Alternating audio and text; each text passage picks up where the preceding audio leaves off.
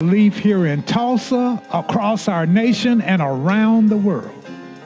Join us. Become a member of the All Souls family in our centennial year. At All Souls, our members care for each other through the joys and the sorrows of life. All Souls Tulsa and All Souls everywhere. Join today at allsoulschurch.org.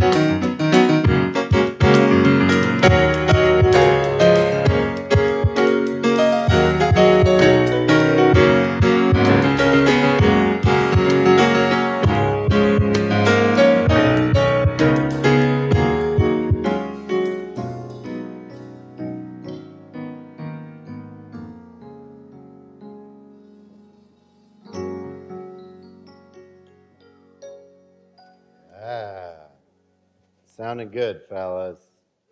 Morning, All Souls. This looks good out here. It's been a minute since I've been up here. But y'all are looking dapper. I bet you're looking good online as well. Your finest pajamas this morning. Very excited. I love y'all out there wherever you are. I'm your resident minister for one more day, Corey Lovell, and I'm so grateful and pleased to worship with you on this Banned Books Sunday. This morning we will be celebrating the liberating and empathetic powers of literature and literacy, bringing together all different parts of the All Souls community to celebrate and fight for the right to read. We'll have a few beloved members who serve our community as librarians to light our chalice. Our story for all ages today is provided by one of our own All Souls youth and student at Tulsa Public Schools. And we've got a spoken word performance by the incredible Ritten Quincy. It's going to be a really lovely morning. If this is your first time joining us, either in person or online at All Souls, and actually, okay, so this is a special Sunday.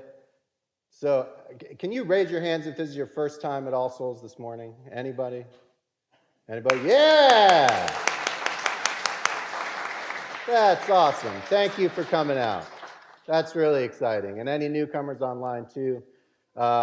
Connect cards are in the pew backs in front of you. Go ahead and grab one of those, fill it out, drop it at the round table in the foyer, and the Welcoming Souls will call you. We're so excited you're here. It's in the chat online if you're a newcomer there. And if you're joining us online, Facebook or Zoom, go ahead and start and put your prayer requests in the chat. I'll be lighting candles and offering a prayer a little later on and would love to include your joys and concerns. But for now, as I invite Reverend Marlin up to lead us in our invocation and covenant, I invite y'all to rise as you are able and take a moment and greet each other on this beautiful Sunday morning.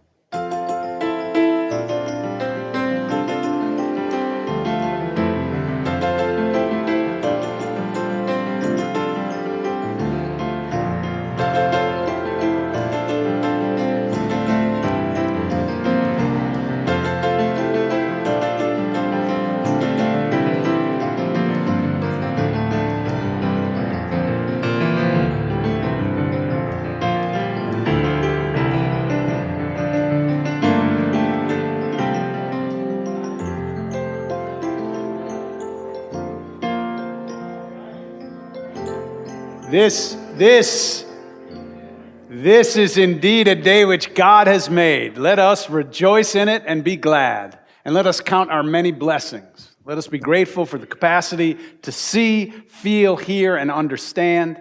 Let us be grateful for the incredible gift of life. And let us be especially grateful for the ties of love which bind us together, giving dignity, meaning, worth, and joy to all our days. Love is the spirit of this church, and service is its law. This is our great covenant, to dwell together in peace, to seek the truth in love, and to help one another. Welcome to All Souls, where we love beyond belief.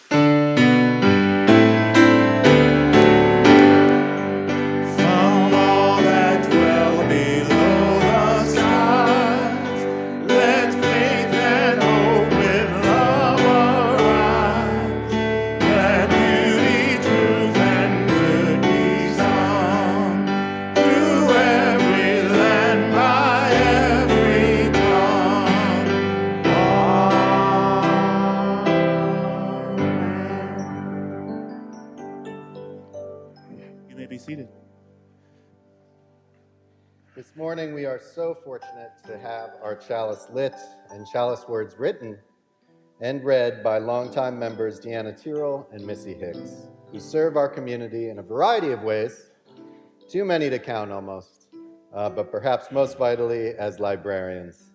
We thank you both for your dedication and diligence, and we are very, very proud of you.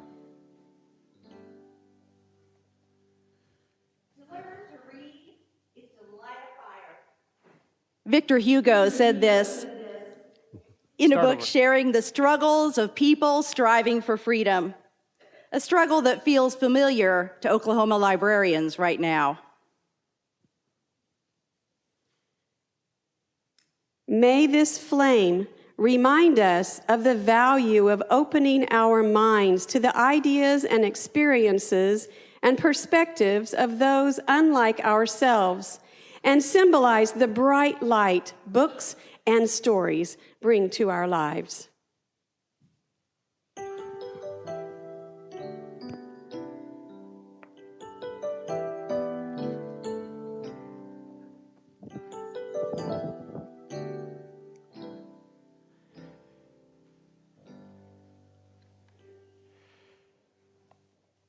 My predecessor, Reverend Dr. John Wolfe, said to me one time, if people mess with the freedoms in this city, they're going to hear from us. And not only from our ministers, but also from our members. One of those members is an 8th grader in Tulsa School of Arts and Sciences, Astrid Kinn. Would you come forward? She's going to read our children's story this morning. It happens to be a banned book. Banned book. So she's going to read a banned book to all of our children here, and we want you to hear this book, because if there's one message today, it's read banned books. If people are yes.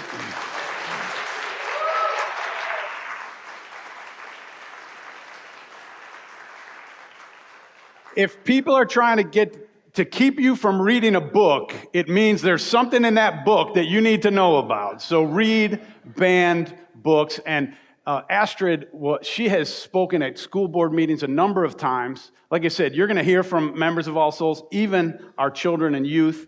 The last time she spoke this summer at a school board meeting on behalf of the schools supporting our gay, lesbian, transgender, and queer and other school students, she was booed so vociferously by half of the adults in that school board meeting that at the end of the school board, the police said, we're going to escort you to your car, because they weren't sure how these adults were going to treat this 8th grader. Astrid, it's an honor to have you with you, and we admire all your work.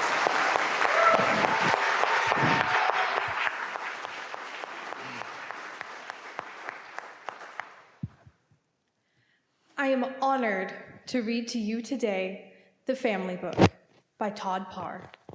See if you can figure out why this family-affirming book has been challenged and banned by school systems across the United States of America. Some families are big. Some families are small. Some families are the same color. Some families are different colors. All families like to hug each other. Some families live near each other. Some families live far from each other. Some families look alike. Some families look like their pets. All families are sad when they lose someone they love. Some families have a stepmom or a stepdad and stepsisters or stepbrothers. Some families adopt children. Some families have 2 moms or 2 dads. Some families only have 1 parent. All families like to celebrate special days together. Some families like to be quiet. Some families like to be noisy. Some families like to be clean. Some families like to be messy. Some families live in a house by themselves. Some families share a house with other families. All families can help each other be strong. There are a lot of different ways to be a family. Your family is special, no matter what kind it is. I will now invite all the children to come with me to go and read some other wonderful banned books. Thank you.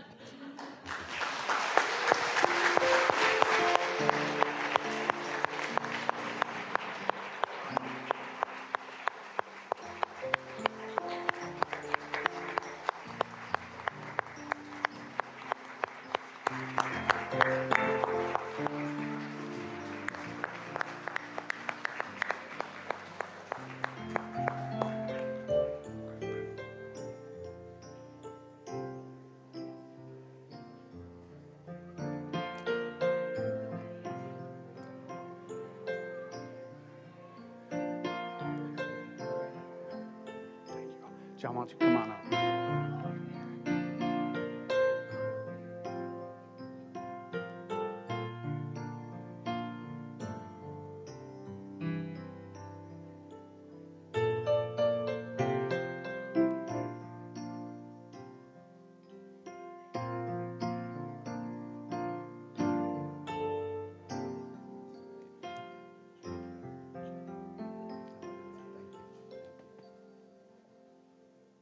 We've asked a member in this community, John Burns, you've probably seen him singing here in church or out in the community or acting or in other ways. He's been a leader here. But we've asked him to come say a few words about why he supports All Souls. As you know, we've started our fund drive, our pledge drive for 2023. If you don't have your pledge card yet, they have pledge cards out in the foyer. They're personalized with your name and information on it. You can also give online if you're an online person, but save us a stamp if you're here. Pick up your pledge card. You can fill it out and turn it in. We really appreciate all the support so we can set a budget for 2023 to keep this church going strong. Thank you, John. Thank you, Marlon. Good morning. I'm John Burns, as Marlon just said. I've been coming to All Souls with my family for 12 years now, and I want to talk to you about why I pledge every year. There are 3 reasons. I pledge as a personal expression of my values and to show my commitment to our covenant and as gratitude for everything this church means to my family. I've been a financial advisor for nearly 2 decades, and I work closely with my clients to help them connect their heads and their hearts to their accounts. I don't believe money has any meaning or value meaning or worth outside of our personal values and how we express those values with the money. We all have unique values. You might value inclusiveness or relationships or creativity. All those can be found here and much more. We're fortunate for now to have the freedom to express our values in ways that are meaningful to us, whatever they are. How we give and where we give our money and our time is an important part of that personal freedom of expression. Most of us know All Souls is built on a covenant. We're in this together, committed. When we give to the church, we give to show our commitment to our great covenant. And I realize the idea of religion is difficult for some of us. But it is derived from the Latin word religare, which means to rebind or reconnect. I believe this covenant that we live under in this church is a form of higher power that reconnects us, all in spirit, and supports us as a community. That support has been crucial to me and my family for more than a decade. My children have grown up in this church. I have 2 new stepchildren with my beautiful wife, and they will grow up here. We sing here, we play here, we learn here, we help, and we get help. I'm grateful for that thread of love, support, and creative expression that the church weaves through my life and the life of my family. I will continue to pledge money and service to this place as an expression of my values, to show commitment to our covenant, and to express my profound gratitude for its impact on my life. I invite you to start giving this year if you haven't already, and to continue if you have. And before you do, ask yourself, how much is this place worth to you? Thank you.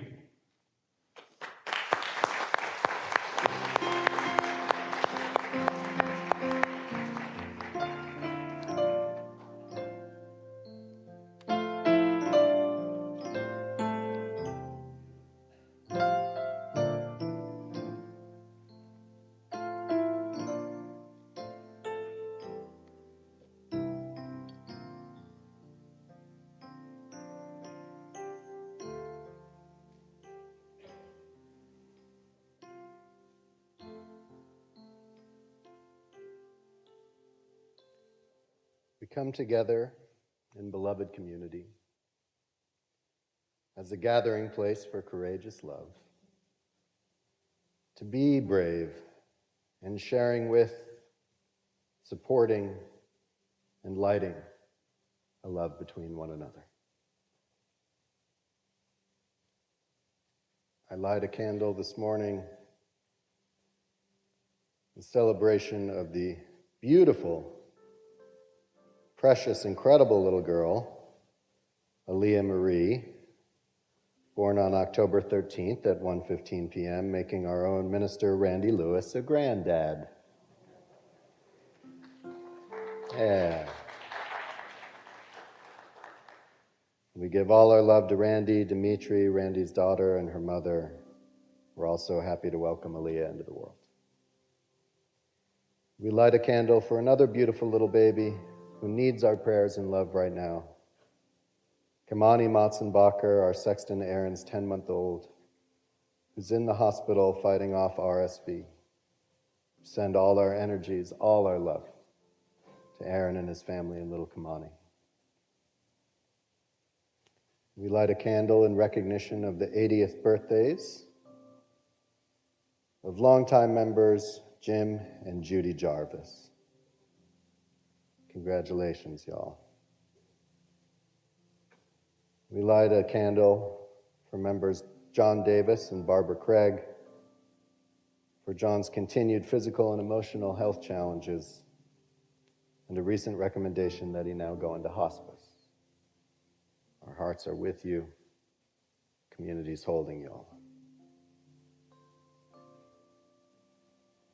We light a candle for Giacomo Tesoro, who'd like to pray for his friend Nadia, who underwent very significant surgery this weekend. Now she's recovering. We light a candle for those who have young children that are suffering from anxiety and depression. If it's affecting us day in, day out, let's think about how it's affecting our little ones every day. Hold them close. And I now invite you to speak the names of those you wish to hold in love and care into this space.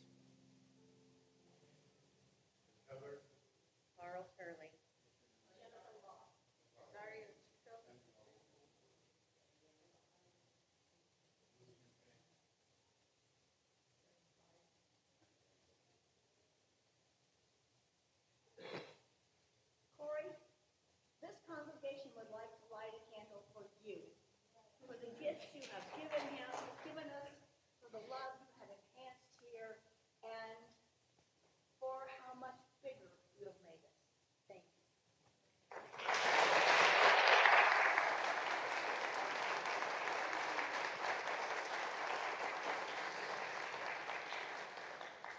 Thank you. Thank you.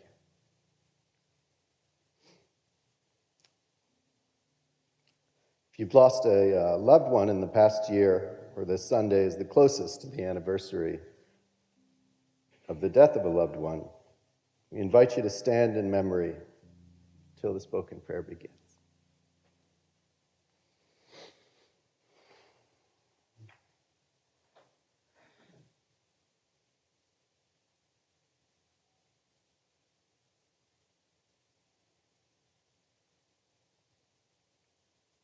Eternal Spirit, common source of all creative good,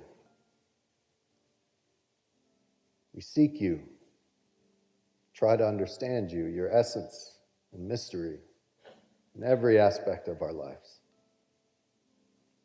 We've written libraries of spiritual wisdom, trying to touch the merest sliver of your being.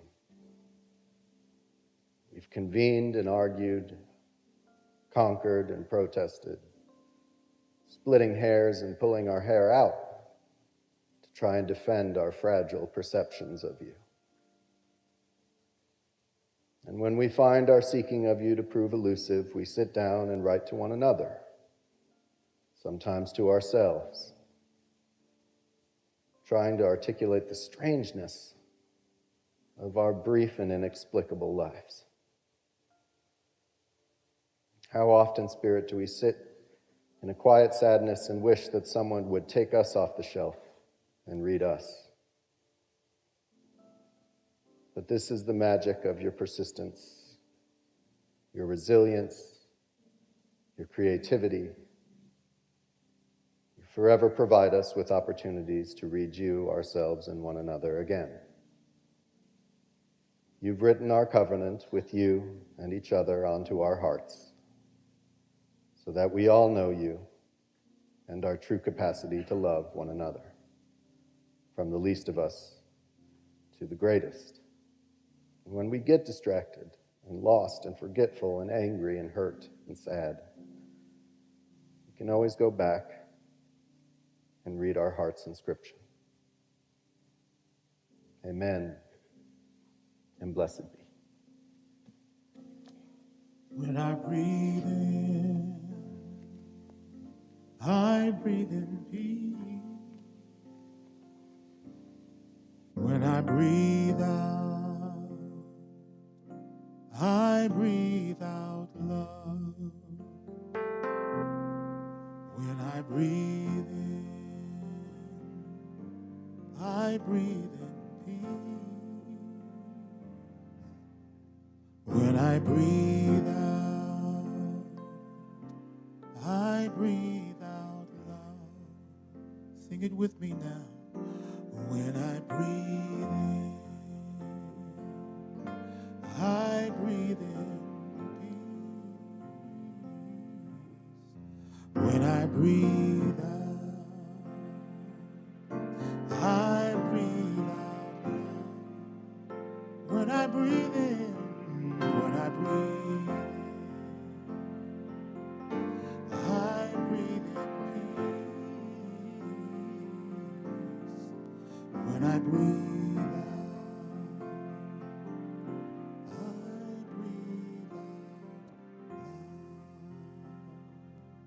If you would you look over to someone near you and wish them joy and peace? I wish you joy and peace.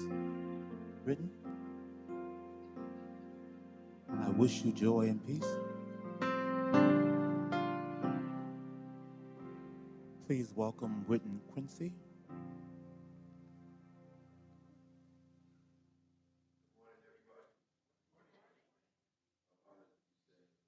Today, this day that we get to address,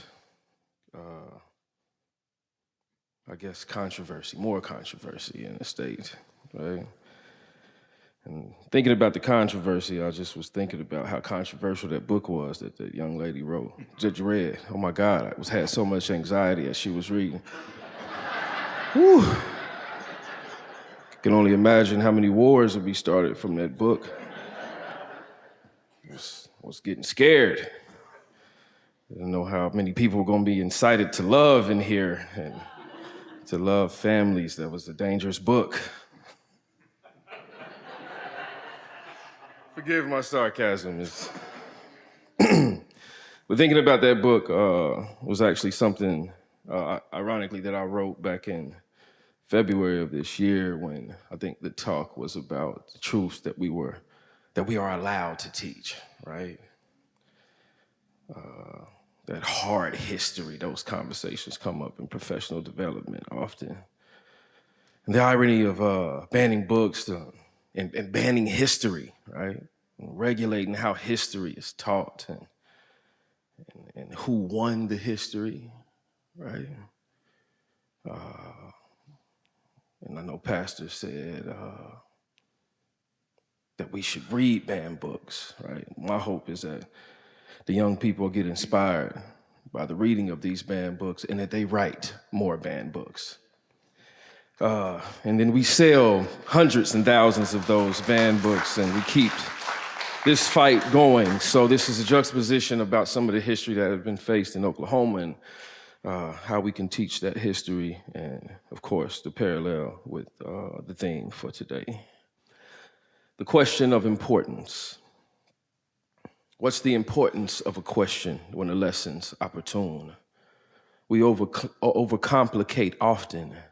Granny Smiths and nectarines when it's simple. We all come from a tree, black as plum or octoroon. The question of importance. What's the importance of a question? Should we or shouldn't we? When a lesson's opportune, we overcomplicate often Granny Smiths and nectarines. When it's simple, we all come from a tree. Black as plum or octoroon, we hum the blues. From experimented architecture, same blueprint as cells in classrooms. Awaiting cues that are green lights, green denominations, mostly white faces, all white faces teach the plight, but these faces know no pain, don't know fight from black and white. Pages don't admit the shame. Sentence structure, style, and grammar can't grasp the saddest beneath the hood who would set the cross to flames. Fear sentiment may persist, may place blame if May names names. There are blanks to fill in.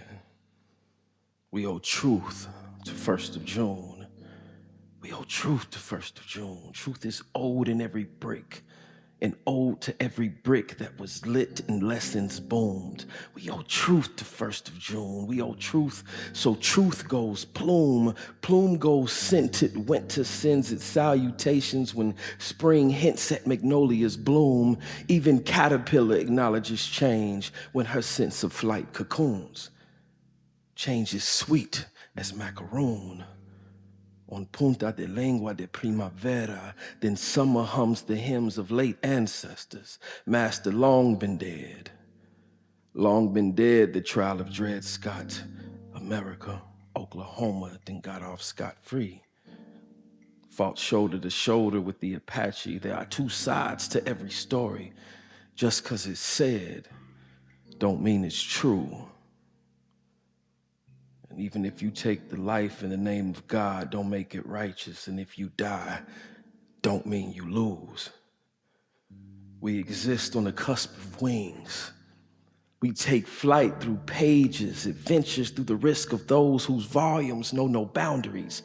We are able to experience truths that are as salient as breathing. Breathing is life.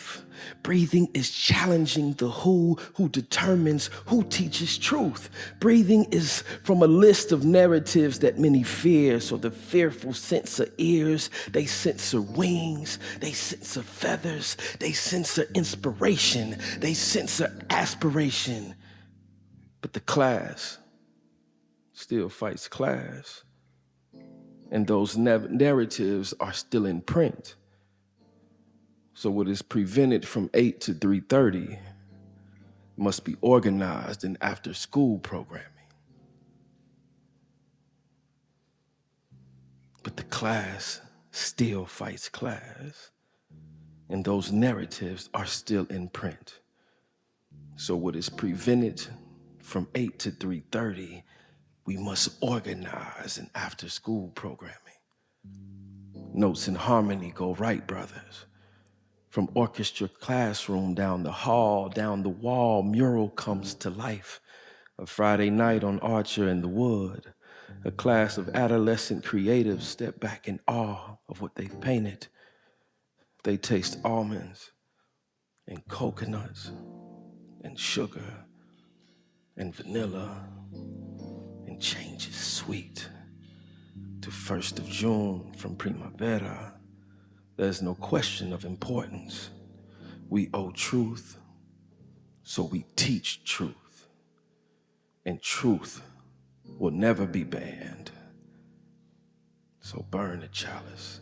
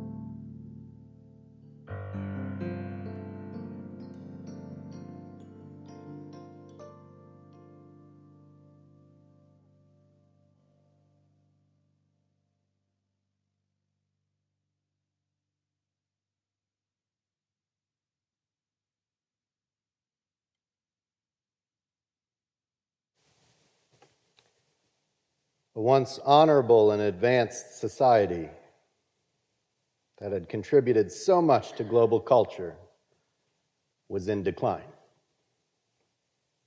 The Senate was corrupt, dysfunctional, lacked any substantive power. A radical, conservative Christian populace targeted women, Jews, religious minorities, and libraries with intimidation and violence. This is not America in 2022. This is Alexandria, Egypt in 415, during the fall of the Roman Empire. A riot broke out in which Christian zealots targeted pagans, philosophers, and the last political adherents to a pre-Catholic idea of Rome. They torched the final remaining depository of texts from the ancient world collected over the course of centuries, burning the Library of Alexandria to the ground. And this tragedy is often amalgamated with the story of the murder and martyrdom of Hypatia, a woman whose contributions to philosophy, astronomy, mathematics, and the preservation of wisdom from the pre-Christian ancient world gave her the reputation as the last librarian of Alexandria. Hypatia was ripped from her carriage during a riot by Christian fanatics, dragged to a nearby Catholic church which had been built over the rubble of a destroyed pagan temple, and stoned to death with oyster shells and roof tiles. In the successive millennia and a half since this horrific crime, Hypatia has become a pagan feminist icon, representative of the lengths religious zealots will go to in their quest to destroy any knowledge and power that may contradict their own. About 1,100 years later, there's a man named Michael Servetus, born into a family of iconoclasts and intellectual prodigies who, counter to the overwhelmingly xenophobic culture of Inquisition Spain, were profoundly influenced by Jewish and Muslim thought and theology. This was, of course, in 16th century Spain, a very dangerous thing to do. Martin Luther and John Calvin were already considered Protestant heretics by the Catholic Church, but they were too tame by Servetus' standards. Instead of merely critiquing the doctrine of self-revelation through the Word of God, Servetus took on the Trinity itself and lifted up a pluralistic idea of Christianity. In his book, The Errors of the Trinity, he praised Islam's acceptance of Jesus as a prophet and regretted that Christianity did not return the favor by acknowledging Muhammad. This book was considered one of the most heretical and dangerous of the entire Reformation. To call it banned would be a bit of an understatement. Servetus' reluctance to keep quiet eventually caught up with him, and he was burned to death in Geneva in 1553. But not before inspiring a new generation of non-Trinitarian theologians who would take up his mantle in Eastern Europe and establish the early Unitarian Church. These Eastern European Unitarians were assisted in their survival not by other Protestant Christians, but by Muslims in the Ottoman Empire, who helped them resist conquest by powerful Catholic forces. These Unitarians found themselves more theologically understood by their Islamic neighbors. They were considered by the Ottoman Empire to be children of the book, all united by the Abrahamic texts in their various faiths. No one was banning the Torah or the Gospels or the Quran. They were all living and studying and resisting together. It's the irony of this era. So much of that ancient wisdom that was destroyed in the fires of the fall of Rome, torched in Alexandria while Hypatia lay dying. Aristotle, Plato, the classics of antiquity, targeted by religious zealots, made its way back into the bloodstream of Western civilization via preservation by the Muslim Caliphate.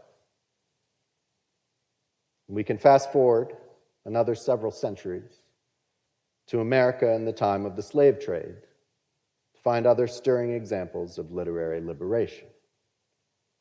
Like this passage from the narrative life of Frederick Douglass, currently on a list of books under review and pending potential expulsion from some public school libraries here in Oklahoma. In this passage, Douglas recounts when he first understood how thrilling to him and how dangerous to his white captors his literacy was. Quote, "I now understood what had been to me a most perplexing difficulty, to wit, the white man's power to enslave the black man. From that moment, I understood the pathway from slavery to freedom. Though conscious of the difficulty of learning without a teacher, I set out with high hope and a fixed purpose, at whatever cost of trouble, to learn how to read. What my captor most dreaded, I most desired. What he most loved, that I most hated. That which to him was a great evil, to be carefully shunned, was to me a great good, to be diligently sought. And the argument which he so warmly urged against my learning to read only served to inspire me with a desire and determination to learn. In learning to read, I owe almost as much to the bitter opposition of my master as to the kindly aid of my mistress. I acknowledge the benefit of both." Douglas read his way to freedom, to dignity, to resistance, and to immortality. And when he had gained his freedom and become a writer and publisher himself, Douglas would promote a book by a young woman named Harriet Beecher Stowe. She penned a novel that would awaken the consciousness of mainstream white America and have a profound influence in the swaying of the majority of the country toward a goal of abolition. Uncle Tom's Cabin was published in 1852 and immediately caused a sensation, selling out multiple print runs in the South while being banned and treated as a heretical text in the South. There's even a rumor that when Stowe met President Abraham Lincoln in 1862, a decade after the war, or after the book was published and about 2 years into the Civil War, Lincoln said, "So this is the little lady who wrote the book that started this great war." But Confederate slave states did far more than ban Stowe's book. Not only were abolitionist writers violently beaten, sometimes killed, their printing presses destroyed, dumped in rivers. The censorship and banning of books went even one grotesque step further. Slave Bibles were popular in the South during this time for select black men and women to learn to read and preach from. Yet these holy books were far from complete. They were quite abridged, in fact.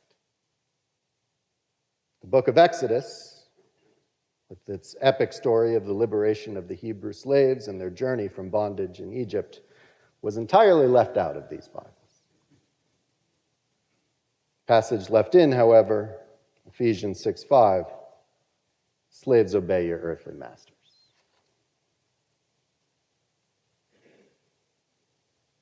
100 years later, well after emancipation, the access to the liberatory power of literature was still woefully absent from many marginalized people's lives. One Malcolm Little, for instance, was too busy trying to hustle and scrounge on the street to survive that books and reading seemed a luxury reserved for rich white folks. It's not until he was incarcerated that he would understand the true power of literacy. And a quick digression, if we really want to give the game away and understand what's going on here, you don't hear about banning books in prison libraries, just our public schools. You want to keep children from being free. You don't care if convicts learn. Malcolm said, "I have often reflected on the new vistas that reading opened to me. I knew right there in prison that reading had changed forever the course of my life. As I see it today, the ability to read awoke inside me some long dormant craving to be mentally alive. I certainly wasn't seeking any degree the way a college confers a status symbol upon its students. My homemade education gave me, with every additional book that I read, a little bit more sensitivity to the deafness, dumbness, and blindness that was afflicting the black race in America. Not long ago, an English writer telephoned me from London asking questions. One was, 'What's your alma mater?' I told him, books. Malcolm Little would emerge from his incarceration as Malcolm X, and his autobiography would be consistently banned from school and public libraries all over America since its publication in 1965. Now, over the last several months since the war in Ukraine broke out, and we've struggled with this rise of fascism here at home and abroad, we've spoken much about Norbert Kapik and the Czechoslovakian Unitarians in this church, about his efforts to help children and dissidents to safety hand in hand with the Unitarian Service Committee, about how his wife Maya brought their flower communion ritual across the Atlantic and into our tradition, about his courageous resistance, even in death and martyrdom, against the Third Reich. But we don't quote too much from Kapik. We don't read about his theology, his sermons, his ideas and contributions to Unitarianism. That's because nearly all of his writings, books, and recorded ministry was destroyed by the Nazis. Burned, purged, banned. A man whose impact on our faith is immeasurable, whose contributions to the liberation from fascism is incalculable, and yet we know only a fraction of his legacy. The rest is lost to time and ashes, just like so many who came before, seeking freedom through pen and paper, seeking truth through word and reading. Let us forever seek to resurrect Hypatia, and let us forever strive to protect the Library of Alexandria.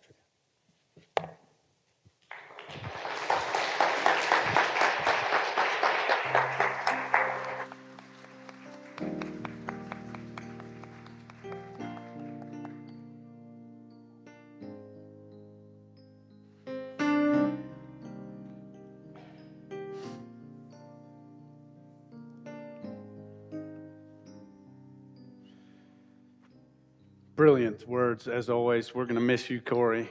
My gosh, what a scholar. So, in his opinion piece in the Tulsa World this week, Corey Lovell wrote, "For over a century, All Souls Unitarian Church has endeavored to uphold one of the most fundamental and vital aspects of our religious tradition, that of the open canon and the free pulpit. In our place of worship, we welcome and interpret a broad range of writings, those of our roots in the Jewish and Christian scriptures, those of religions the world over, in Buddhist scrolls and Hindu Vedas and the Quran and many other sources of spiritual wisdom.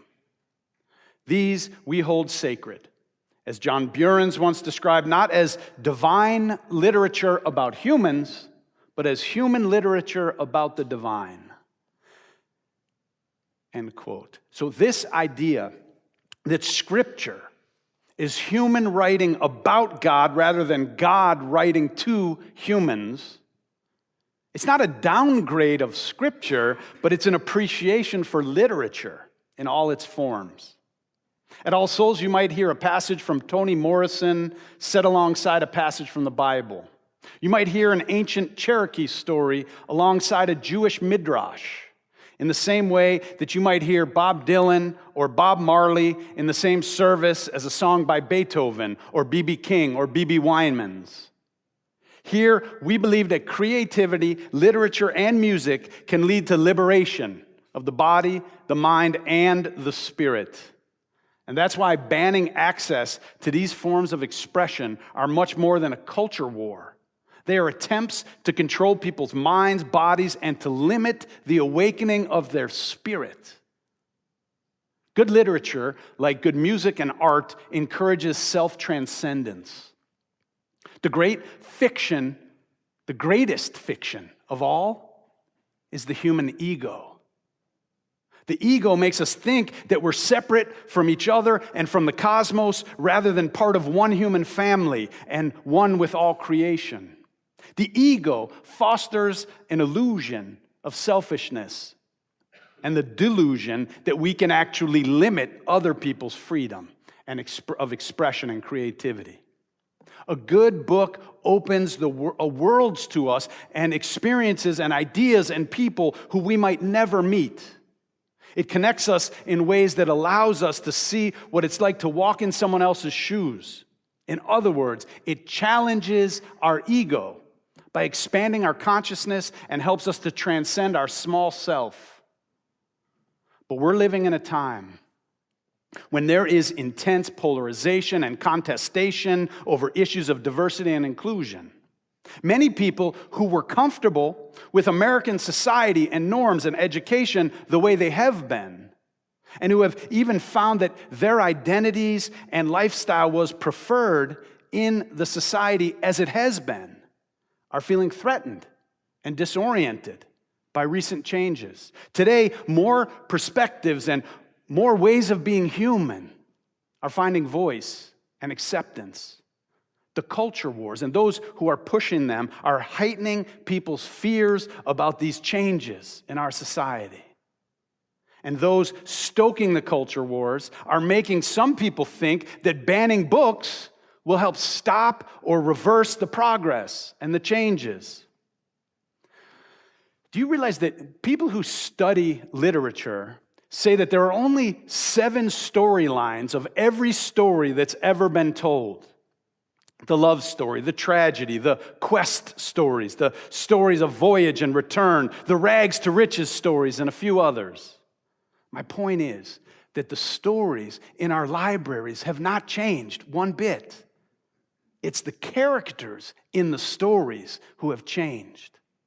So the people who are falling in love and who are struggling for identity look different to the people who are used to seeing themselves reflected in such materials.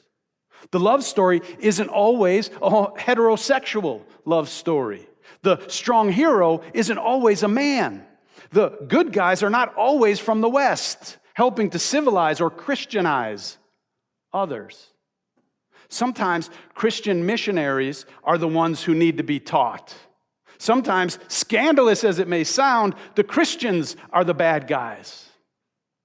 Or we see what has previously been deemed a riot, said to have been perpetrated by a particularly vulnerable population upon themselves, today may be portrayed as a massacre perpetrated by the people in power on the vulnerable. Now, the incredible and liberating thing about these changes, these opportunities to open to different perspectives and different ways of seeing things, is that people from backgrounds outside of the majority are beginning to be able to see themselves and their perspectives reflected more and more in literature and in society. And it's giving those of us in the majority a look into their lives and these experiences. Lives and experiences that have for so long been kept on the margins or erased or made to seem wrong. Now, when we don't resist it, we all begin to see ourselves in literature, and more importantly, we begin to see each other. But powerful people are publicly protesting and do not see this as progress. We see bills in Oklahoma and in other states that are restricting education and books that they fear could cause students to feel a sense of guilt or shame or disapproval because of their race or their sex. Trevor Noah said it took the National Guard to escort Ruby Bridges to get her into the schools. And now there are parents trying to kick her books out of the schools. Why? Because a lot of adults who at the time considered themselves white and superior did not want 6-year-old Ruby Bridges in school with their children because she was black. A whole bunch of these people said and did despicable things to that little girl. And here's the point. The story is not an indictment of all white people then or now. It is an indictment of the idea of whiteness and of white superiority. The only people who should feel a sense of guilt or shame or disapproval today from reading that story are people who still believe that they are superior because of the color of their skin. And quite frankly, anyone who thinks that should feel bad. What's happening is that politicians and culture warriors take the most extreme examples from a few books and they make the whole thing about that. They show you one page from one book or a couple of books, and perhaps there is a valid conversation that needs to happen about that one page in that one book.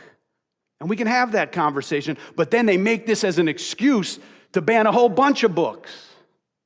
It's been said, once a society starts burning books, pretty soon it starts burning each other. The role of All Souls and of liberal religion is to fight against this kind of intellectual decay and this threat to our democracy and to human freedom. All Souls offers a community where people and their children can seek freely, where we can question authority, be it religious, political, or otherwise. When I was installed as a senior minister of this church 22 years ago, Dr. John Wolfe, the minister emeritus, stood in this very pulpit, and he gave the charge to the congregation. He wasn't charging me, he was charging you.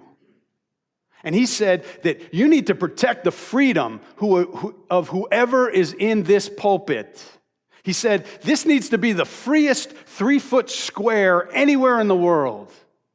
And it is only to the degree that you, as the congregation, protect it. Why? Because in our tradition, the freedom of the pulpit is a sacred covenant between the ministers and the congregation. The people protect the freedom of the pulpit so that the person in the pulpit can protect the freedom of the people. You don't have to agree with what the person in the pulpit is saying. That's the freedom of the pew, and that's also a part of this covenant. But you don't have to agree with everything that they say, but you have to agree to protect their right to say it. In our tradition, freedom to think, freedom to speak, freedom to question and to write and to worship are central to the fulfillment of our humanity. Here, our children are exposed to the scriptures of all the world's great religions and given the tools to think critically and compassionately about the big questions of life.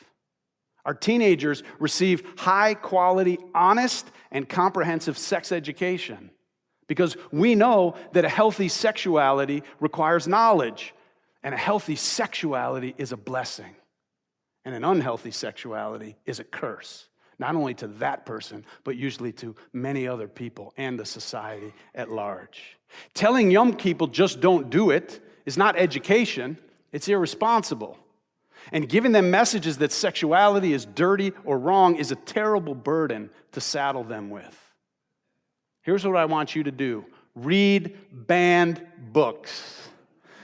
Once you know that people don't want you to read a book, then you better start reading that book and find out why they don't want you to read it. As Corey showed us by reading from Frederick Douglass's the former slave's autobiography, as soon as he learned to read, he knew why the slave masters didn't want the slaves to read.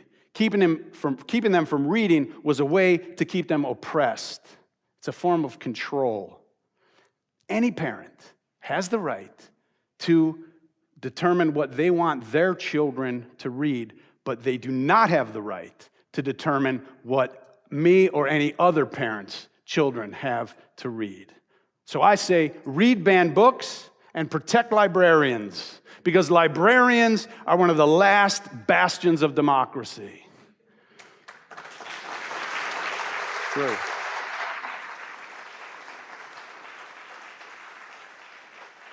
When we start restricting what people can and cannot read, it is a threat to the foundation of our republic. More than that, it is a threat to the fulfillment of our humanity. Remember, when a society starts burning books, soon they will start burning each other. Thank you.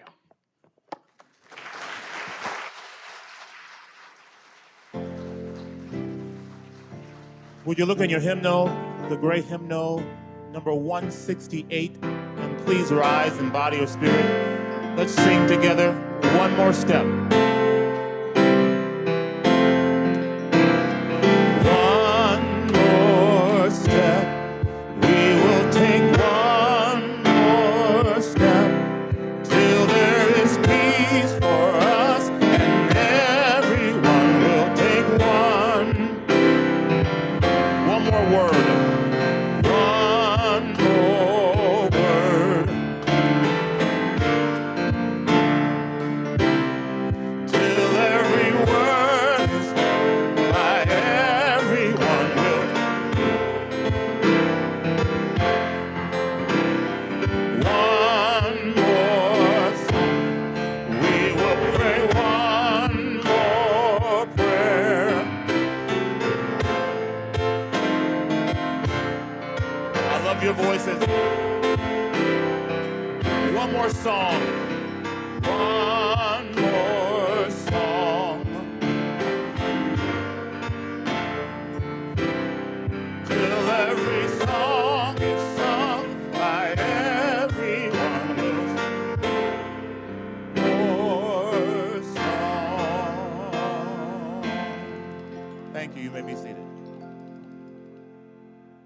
I want to make sure that everybody knows that at 1 o'clock today in Emerson Hall and on Zoom, our master planning committee is going to be holding a town hall to talk about the renovations and expansion of our building and our campus here. So I hope you can make it. There will be another one, kind of an identical one on Wednesday night, November 2nd. But today at 1 o'clock, we'll have some pizza, and we'd love to have you come out, have some pizza, and let's talk. We want to hear your ideas. They want to hear your ideas so that we can create something truly remarkable here in this place as we continue to expand. This Wednesday, Cenk Jones, one of our members who's a brilliant speaker, is going to be talking about the greatest century of all times. He hasn't told us which century it is, so you're going to have to come to find out Wednesday night at 7. And then our Halloween party for the children will be next week at 12:30 on the playground. And there's just so much great stuff happening. Look in your order of service for lots of announcements, and you can find many more online. I hope you will take time to make your 2023 pledge so that we can vote on a budget in December for the next year. And right now, we're going to receive our offering. We give away our offering plate every week, as you know, and we do that because of our members' pledge, so it allows us to do that for important organizations. Today's goes to CASA, Court-Appointed Special Advocates. They are authorized in Oklahoma to speak on behalf of the interest of abused and neglected children in court. So if there's one good cause, abused and neglected children who need adults to stand by their side. So please give generously as we now receive our offering for Tulsa's CASA.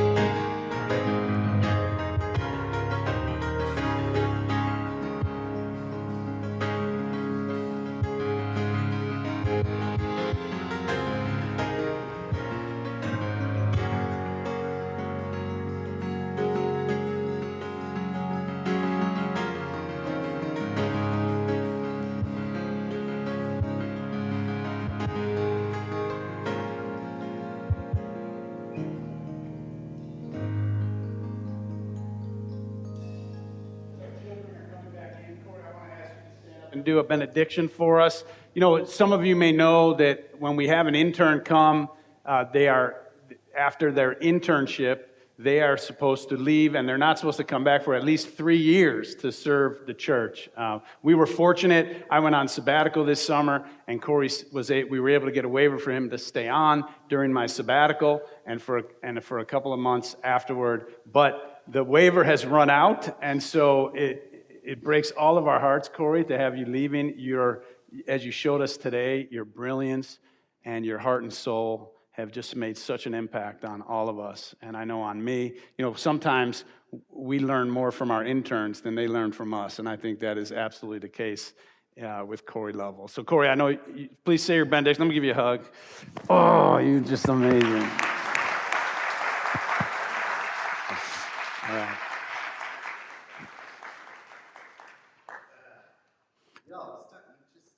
Cry. Just cut it out. I've said this before, but I watched you from afar. I knew when I started my journey in towards ministerial fellowship that I wanted to come hang out with you. This community was doing what was, to me, the most important things that we can be doing right now, which is going outside of our comfort zone, being vulnerable with each other, making mistakes in front of each other, and loving each other fiercely anyways, and ever widening our circle of concern, healing old wounds, taking on new adventures. Y'all were doing it. And people know you're doing it from afar because your reach is just so huge, global. But being here and being amongst you and getting to move and walk beside you is indescribable. It's nothing like it was written. It's like 1,000,000 times better. You guys are amazing. And I love you with all my heart. I loved every minute here, and I cannot even describe the impact that it's had on my life, my family's life. We say at the end of these things, go forth, be blessed and be a blessing.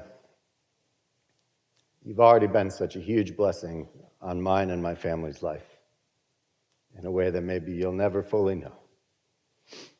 But please, go forth, be blessed, and be a blessing to others.